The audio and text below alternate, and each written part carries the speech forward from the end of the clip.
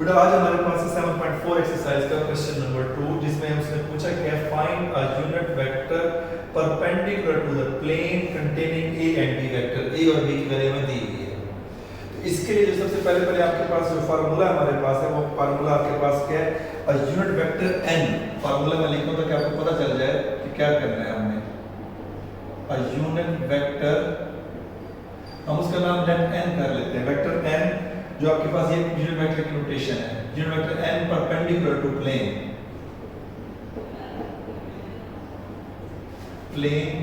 a and b।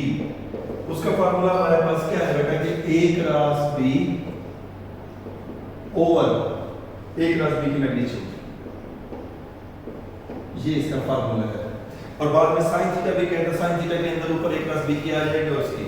अब सबसे पहले मुझे a क्रॉस b लेना है, ये a और b दिया हुआ है और a क्रॉस b हम पहले भी क्वेश्चन नंबर 1 में भी कर चुके हैं। तो a क्रॉस b के लिए हमें क्या करना पड़ेगा बेटा, a क्रॉस b के लिए सबसे पहले हम क्या करेंगे, डिटरमिनेंट की साइन यूज करेंगे।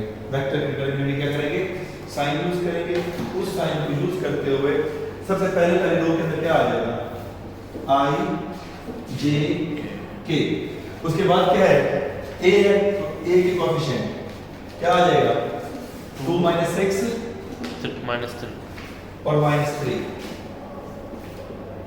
फिर उसके बाद b के 4 3 - 1। क्लियर।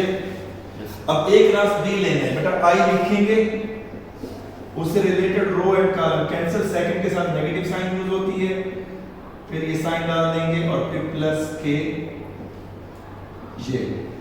जब i लिखेंगे तो i को चेक करना, इससे रिलेटेड ये वाली पूरी रो और ये वाला पूरा कॉलम दोनों कैंसिल हो जाएंगे। i जिस रो में है ना, तो ये वाली रो पूरी की पूरी क्या हो जाएगी और ये वाला कॉलम भी कैंसिल। जैसे मैं आपके पास मेंशन करके दे देता हूं, ये दोनों कैंसिल हो जाएंगे। क्या बच जाएगा बाकी, जी अहमद क्या बचेगा, फिर बाद में कैसे रिपीट करवाएं जी सर, अभी लिखो नहीं, अभी समझो क्या बचेगा, क्या बच जाएगा कैंसिल होने के बाद। ये अटेंशन है आपकी बोर्ड के ऊपर जी। अब आप बताओ सर, -6 -3 जी, -6 -3 3 - 1। ये लाइन मैंने सिर्फ आपको समझाने के लिए लगाई थी, बाकी आपने लिखनी नहीं है। जब -j करेंगे, j वाला, तो बेटा j के तहत ये वाला कॉलम कैंसिल हो जाएगा। रो तो पहले आपके पास पूरी की पूरी कैंसिल है ना, तो क्या बच जाएगा बाकी, 2 4 -3 -1। देखा, अब आपने देखा तो अहमद शरीफ साहब को नजर आई। पहले आप जब सुन ही नहीं रहे होते बेटा, तो आप सिर्फ लिख रहे होते तो समझ क्या बात आएगा। इसलिए मैं कहता था जब आप टीचर लिखे है मैं लिखूं, उस वक्त सिर्फ समझो। लिखना तो आप गाइड से देख के लिख सकते हो ना, जब गाइड से देख के लिखा जा सकता है, यहां समझने की जरूरत क्या है। अब आपके पास k के तहत हमारे पास ये क्या हो जाएगा, ये कॉलम कैंसिल और ये रो कैंसिल। क्या बच जाएगा, 2 4 -6 -6 4 3। गुड। अब हमें क्या करना है बेटा, ब्रैकेट के अंदर ये फार्मूले की साइन है, i लिख दिया, ये भी आपके पास j, ये फार्मूले की साइन है, प्लस k और ये भी फार्मूले की साइन है। जब आप लिखते हैं इस ब्रैकेट के अंदर तो बेटा इन दो का प्रोडक्ट क्या बन जाएगा, -6 × -1 +6 ये माइनस फार्मूले का, ये माइनस और ये माइनस प्लस हो जाएगा, 3 3s are 9। सही। मल्टीप्लिकेशन में सर मतलब -6 -1 साइन बड़े के साथ है सर, साइन बड़े के साथ नहीं है बेटा, ये माइनस इंटू माइनस प्लस हो रहा है। यहाँ माइनस की साइन है, फार्मूले में माइनस की साइन है, यहाँ 3 × -3 -9 आता है, या तो फिर आप यूं लिखिए या माइनस माइनस प्लस कर दें। इसी तरह से जब इसको मल्टीप्लाई करते हैं तो क्या आएगा बेटा, -2 × -1 -2। ये माइनस फार्मूले के 4 × 3 -12, मैंने साथ में माइनस ले लिया, ठीक है। फिर उसके बाद आपके पास 2 3s are 6 और ये -24, सबके साथ माइनस है, माइनस इंटू माइनस प्लस होता है, तो इसीलिए मैं इसको प्लस लिख रहा था, वरना आप अगली लाइन में भी ये स्टेप कर सकते हैं जाके जो मैंने यहाँ किया, ठीक है। नेक्स्ट लाइन में आप ये कर सकते हैं। अब हमारे पास क्या आ जाएगा बेटा, 9 + 6 15i माइनस आपके पास 12 - 2 क्या आ जाएगा, 10j प्लस 24 प्लस 30k। ये बेटा वैल्यू हमारे पास किसकी आ गई? ये वैल्यू हमारे पास आई है a क्रॉस b की। अब फार्मूले के मुताबिक मुझे a क्रॉस b की मैग्नीट्यूड चाहिए। किसकी मैग्नीट्यूड चाहिए? a क्रॉस b की।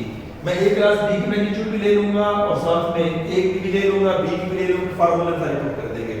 जब a क्रॉस b की मैग्नीट्यूड लेंगे, a क्रॉस b मैग्नीट्यूड के लिए हमारे पास क्या लेते हैं? स्क्वायर रूट की साइन और i j और k कंपोनेंट का स्क्वायर। 15 का स्क्वायर कैलकुलेटर आपके पास है, तो निकाल लें। 15 का स्क्वायर प्लस माइनस 10 का स्क्वायर एंड प्लस 30 स्क्वायर। 15 का स्क्वायर 225, 10 का स्क्वायर 100, 30 का स्क्वायर 900। ये आपके पास क्या आ जाएगा? 1225। इसका रूट अगर आप निकाल लें कैलकुलेटर पे आपके पास आ जाएगा। इसके साथ मैं a की मैग्नीट्यूड भी लूंगा। a की मैग्नीट्यूड क्यों ले रहा हूं वो फिर आपके पास बताता हूं। a की मैग्नीट्यूड क्यों ले रहा हूं? a वेक्टर हमारे पास क्या है? 2 -6 और -3 आ जाएगा। 2 का स्क्वायर प्लस -6 का स्क्वायर प्लस -3 का स्क्वायर। ठीक, तो बेटा यहां से आपके पास क्या आ जाएगा? 4 plus 36 plus 9 that will become 49, जो कि हमारे पास a की मैग्नीट्यूड क्या आ जाएगी? 7 और b की मैग्नीट्यूड हम लेते हैं तो वो क्या आ जाएगा? 431 है। 4 का स्क्वायर प्लस 3 का स्क्वायर प्लस -1 का स्क्वायर 16 प्लस 9 प्लस 1, ये आ जाएगा 26 का रूट। ये आ गई b की मैग्नीट्यूड। अब जो उसने हमें कहा है मालूम करने के लिए, वहां पे हम आ जाते हैं। उसने हमें क्या चीज मालूम करने के लिए कहा है? Unit vector n perpendicular to this. बेटा आपके पास अगर मैं यहां पे जवाब लिख दूं इसका तो एक्सेप्ट कर लेंगे। a cross b, a cross b की वैल्यू हमारे पास क्या आई है? 15i minus 10j plus 13k 15i minus 10j plus 30k plus 30k over a cross b की मैग्नीट्यूड क्या आई है? 1225 1225 का रूट। अगर सिंपलीफाई हो गया इसका आता तो ठीक है, वरना दैट इज योर आंसर। ये अब आपके पास अगला वेक्टर n जो परपेंडिकुलर सर ये है आपने a अलग किया b अलग, वो उसके लिए इसके सेकंड पार्ट में कहता है also find the sign angle. उसे दो सवाल पूछे, इसके अंदर एक तो उसने पूछे कि यूनिट वेक्टर n निकालो और इसी के साथ ही पूछा है also find the sign angle between them. उसका फार्मूला हमारे पास ये है, साइन एंगल बिटवीन देम का ऊपर a क्रॉस b की मैग्नीट्यूड और डिवाइड a की मैग्नीट्यूड और b की मैग्नीट्यूड। a क्रॉस b की मैग्नीट्यूड हमारे पास क्या है? 1225 रूट और डिवाइडेड बाय आपके पास 7 into 26 का रूट। ये अगर आपके पास आ जाएगा sin थीटा। अगर वो कहे थीटा निकालो तो theta is equal to sin inverse this निकाल लेंगे आप। लेकिन उसने क्या कहा है? sin थीटा निकाले। तो sin थीटा के लिए ये फार्मूले दोनों आपको आते होंगे तो फिर आपके पास इस बार सॉल्व होगा। वो वाला भी क्लियर, ठीक है? फिनिश। नंबर 3 में कहते find the area of the triangle. क्या निकालना है आपने?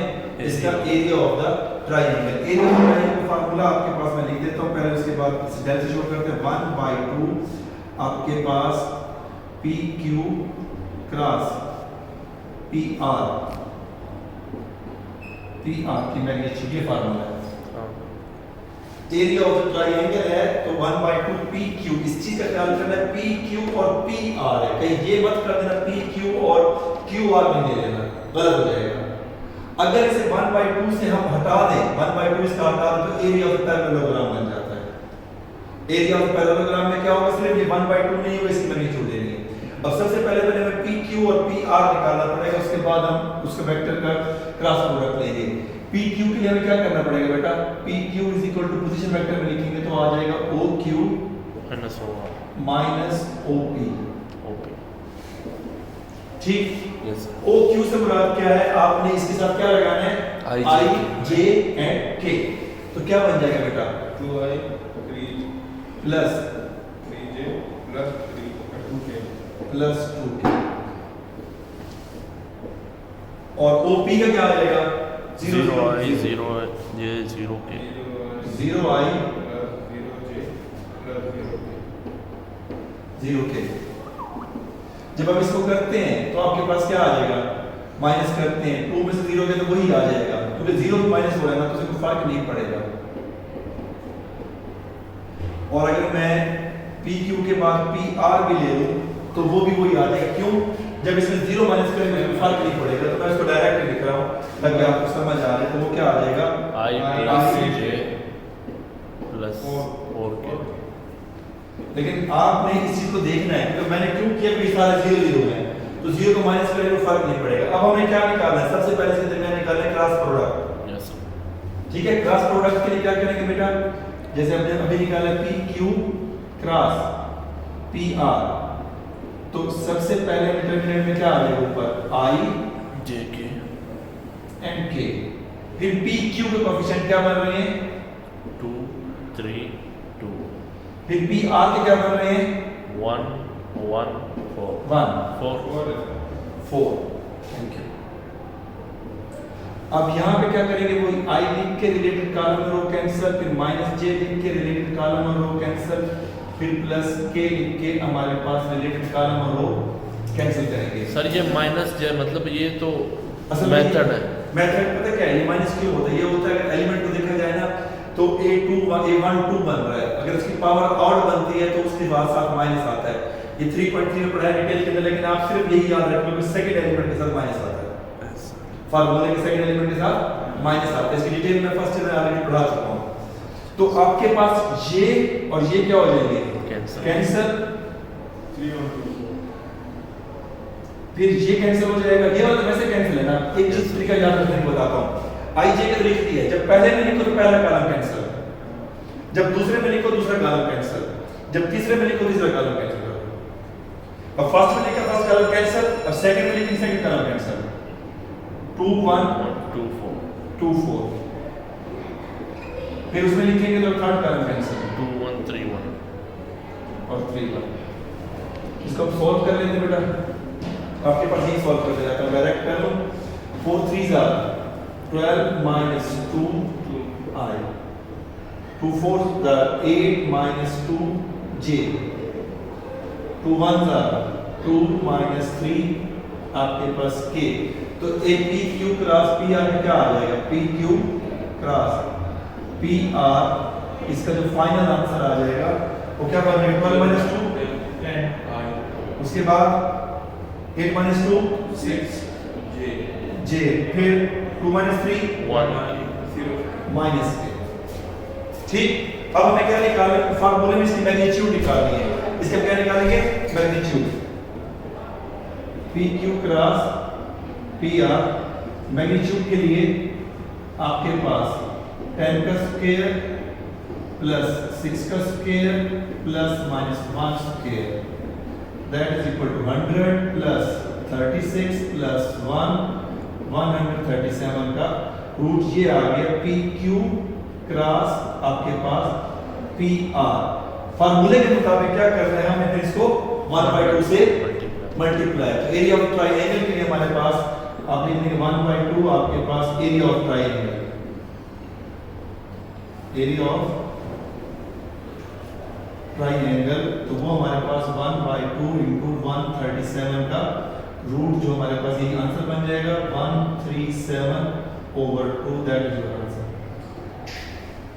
over 2। अगर ये एरिया ऑफ पैरेललोग्राम कहता तो हमें ये 1/2 से मल्टीप्लाई करने की जरूरत ना पड़ती। ठीक है, और वहां पे 4 क्वाड्रेंट्स दिए गए होंगे, तब भी हमें यही काम करना है। सर ये क्वेश्चन चेंज करके दे सकते हैं? हाँ, दे सकते हैं। के आपका एरिया ऑफ ट्रायंगल क्या है? इसके नंबर चेंज कर दें। Means that you have to make the concept. Area of parallelogram के सर। ठीक है, अब आपके पास पूरा का पूरा क्वेश्चन नजर आ रहा है, आप इसे राइट कर लें। ठीक है, अभी अपलोड कर दें।